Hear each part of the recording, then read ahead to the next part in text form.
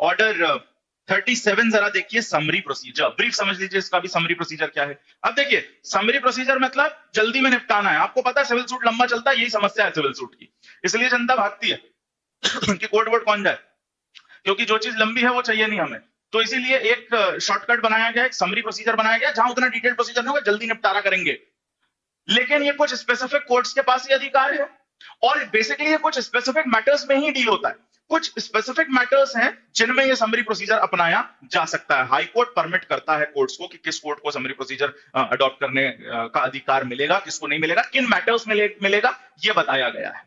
और जहां वो समरी प्रोसीजर है उसमें होता क्या है, जरा पहले ब्रीफ में वो कहानी समझ लीजिए, ताकि फिर जब अपन रूल पढ़े, इधर से क्वेश्चन भी आता है रूल में वो आप समझ लीजिएगा। देखिए एक तो आप ये चीज पढ़ेंगे कि कौन से वो कोर्ट हैं जो समरी प्रोसीजर अडॉप्ट कर सकते हैं। दूसरी चीज आप ये पढ़ेंगे कि कौन से वो मैटर्स हैं जिनमें समरी प्रोसीजर अडॉप्ट किया जा सकता है। छोटा प्रोसीजर, ये छोटा प्रोसीजर है क्या?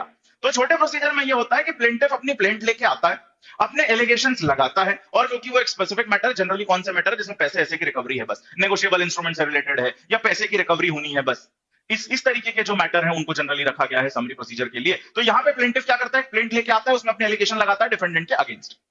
अब होता क्या है कि डिफेंडेंट को ऐसे ही नहीं चांस मिलेगा टू डिफेंड हिज केस। हमने नॉर्मली पढ़ा है कि प्लीडर के थ्रू भी आप अपने को डिफेंड कर सकते हैं, और इन्हीं सब में तो लंबा कार्यक्रम खींचता है। इसलिए इधर पे इन्होंने, क्योंकि समरी प्रोसीजर है और छोटे मोटे मैटर्स के लिए है, इसलिए इधर पे क्या रखा है कि अगर डिफेंडेंट को इस सूट को डिफेंड करना है, अपने आप का बचाव करना है इस सूट में, तो उसको अपीयर होना पड़ेगा कोर्ट में। तो जब भी समरी प्रोसीजर के अंडर सूट फाइल होता है, डिफेंडेंट को अपीयर होना है। अपीयर होके उसे ये प्रूफ करना है कोर्ट के सामने कि साहब मैं इस सूट को डिफेंड करना चाहता हूं। और या तो क्या होगा, या तो ये होगा कि भैया प्लेंटिफ बोलेगा साहब बस इतना सा मेरा क्लेम है, तो आप तो ऐसा करिए क्लेम दिलवा दीजिए।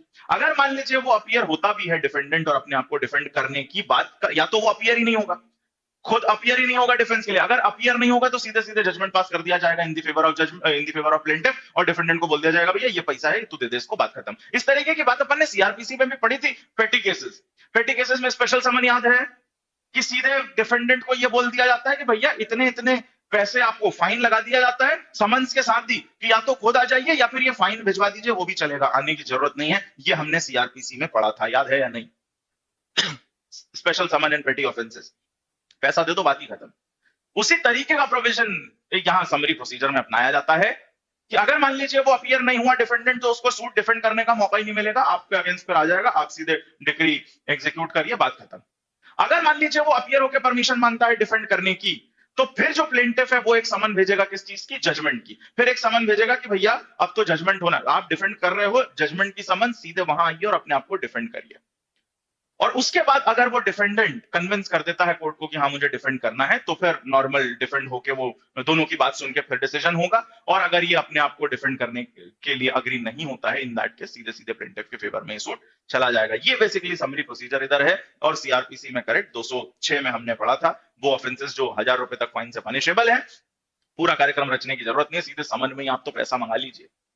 कुछ वैसा ही, not exactly the same, but वैसा ही कुछ प्रोविजन ये है। पर्पस दोनों के सेम है, क्योंकि छोटा मोटा मामला है, जल्दी से निपटाओ, ज्यादा टाइम खराब नहीं करना है। तो देखिए जरा समरी प्रोसीजर कौन कौन से कोर्ट कर सकते हैं। रूल 1 कहता है courts and classes of suits to which the order is to apply.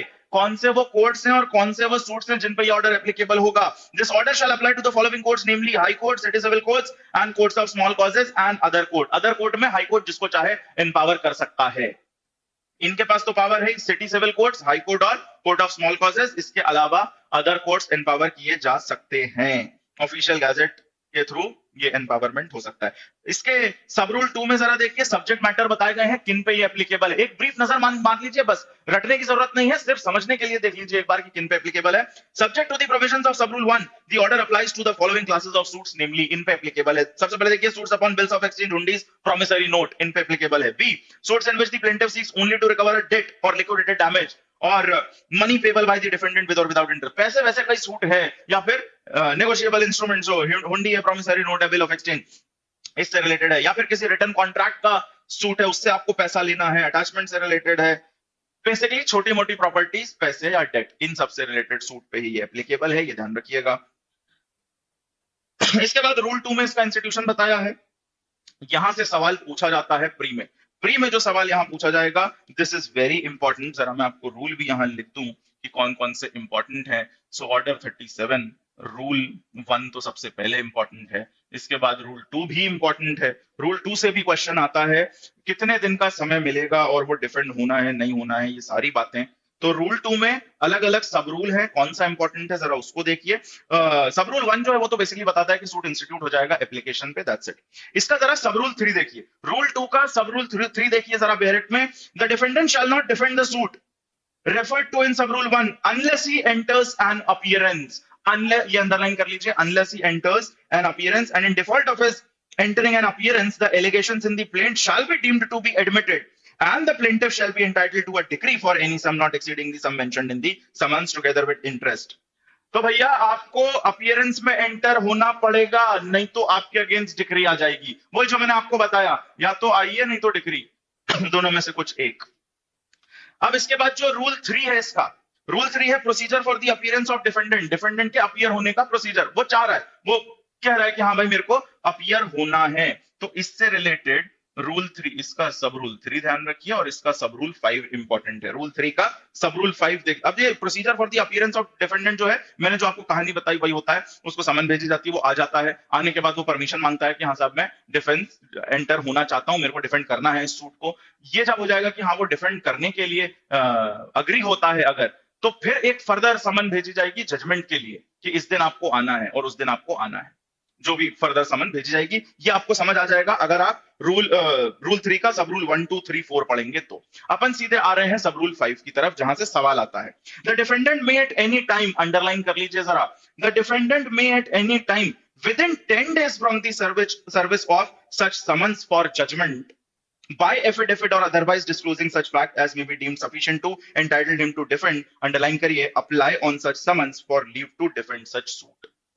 समन सर्व होने के बाद 10 दिन के अंदर आपको अप्लाई करना है कि साहब मैं डिफेंड करना चाहता हूं इस सूट को। ये सवाल पूछा जाता है प्रीलिम्स में कि समन्स फॉर जजमेंट जब सर्व हो गई है डिफेंडेंट के ऊपर, कितने दिन के अंदर उसे ये एप्लीकेशन फाइल करनी है कि वो सूट डिफेंड करना चाहता है। 10 दिन के अंदर। समरी प्रोसीजर का पर्पस क्या है? कम में निपटाना, जल्दी निपटाना, इसीलिए टाइम लिमिट रखी गई है। 10 दिन में अगर आपने ये एप्लीकेशन फाइल नहीं करी कि आपको डिफेंड करना है सूट को, तो आपके अगेंस्ट जजमेंट हो जाएगा। बात खत्म, आपके अगेंस्ट सीधे जजमेंट हो जाएगा, ज्यादा समय वेस्ट नहीं किया जाएगा। इसीलिए 10 दिन का सवाल आता है, इसको जरा ध्यान से समझिएगा, इसको अंडरलाइन कर लीजिए, बहुत इंपॉर्टेंट है। बाकी कुछ इसमें याद रखने लायक या पढ़ने लायक ज्यादा चीज नहीं है। थोड़ा और आपको अगर उस प्रोसीजर को पढ़ना है तो बस रूल 3 के जो बाकी सब रूल हैं एक बार रीड करिएगा, जो ब्रीफ में मैंने स्टोरी बताई है वही इधर पे एप्लीकेबल है। So that's it about order 37। अब